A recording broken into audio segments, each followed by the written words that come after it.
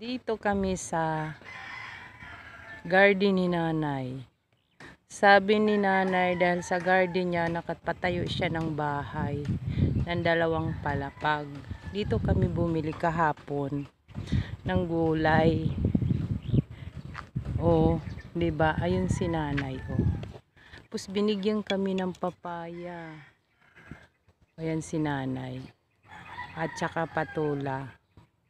Yung papaya, kinain namin yung isa kasi hinog. Talbos yan eh. Nay!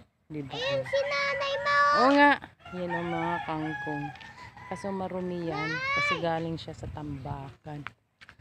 O diba? Nay! O, maingay Jill. O diba? O.